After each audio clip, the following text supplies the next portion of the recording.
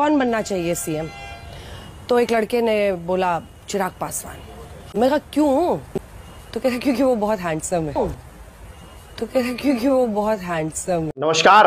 अंजना ओम कश्यप ये नाम आज के भारतीय मीडिया में अक्सर सुर्खियों में रहता है, लेकिन सुर्खियां इसलिए नहीं कि उन्होंने कोई बड़ी पत्रकारिता की उपलब्धि हासिल की हो। सुर्खियां इसलिए कि सत्ता की नजदीक रहने और विपक्ष के प्रति असमान व्यवहार करने के मामले में वे आज गोदी मीडिया की प्रतिमूर्ति बन चुकी है। हाल ही में उनका एक इंटरव्यू वायरल हुआ है जिसमें उन्होंने चिराग पासवान से सवाल किया, आपके लिए किसी ने कहा कि आप मुख्यमंत्री बन सकते हैं क्योंकि आप बहुत हैंडसम हैं?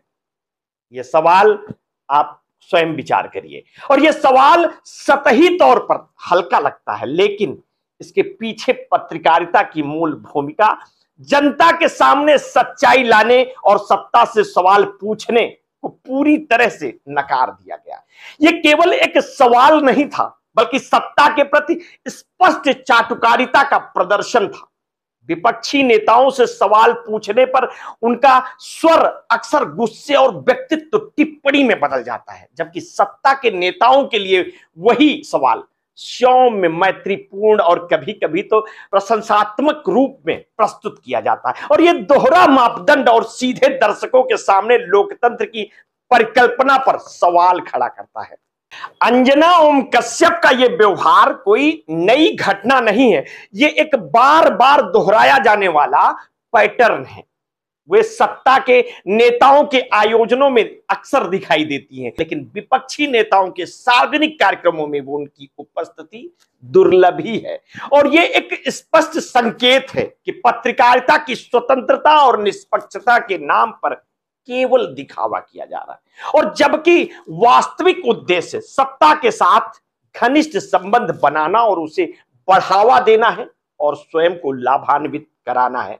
यह समस्या केवल व्यक्तिगत नहीं है, यह आज के बड़े मीडिया संस्थानों की मानसिकता का हिस्सा बन गई है। चैनल और पत्रकार सत्ता के संरक्षण और उनके एजेंडे को आगे बढ़ाने में लगे हुए हैं। जनता के सामने सही, निष्पक्ष और कठोर सवाल पूछने की बजाय सत्ता के नेताओं के लिए मैत्रीपूर्ण वातावरण तैयार किया जाता है, और इसका सीधा असर लोकतंत्र पर पड़ता है। और जब मीडिया सत्ता के खिलाफ नहीं बोलता, विपक्ष के विचारों को तटस्थ रूप में नहीं प्रस्तुत करता, तो जनता के सामने एक पक्षपाती और विकृत सच्चाई पेश होती है। और इसका उदाहरण आपने हाल ही में नेपाल कवरेज में गए पत्रकारों के साथ का परिणाम देखा ही। अंजना ओम कश्यप के सवाल और उनका व्यवहार सत्ता के प्रति पूरी तरह से झुका हुआ है।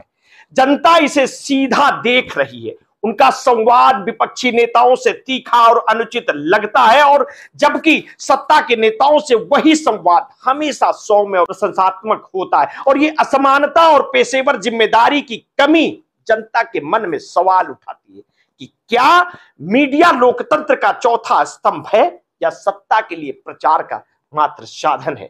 और यहां तक कि सोशल मीडिया और दर्शक भी इसे नोटिस कर चुके हैं।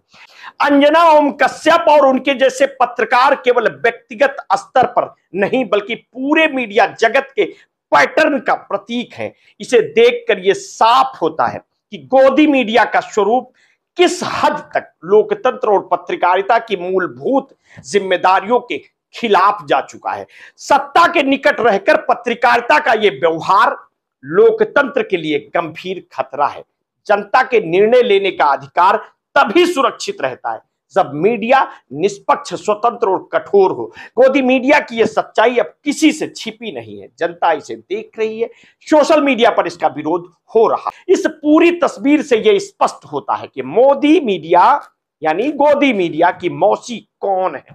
अंजना ओम कश्यप इस प्रवृत्ति का जीवंत उदाहरण है।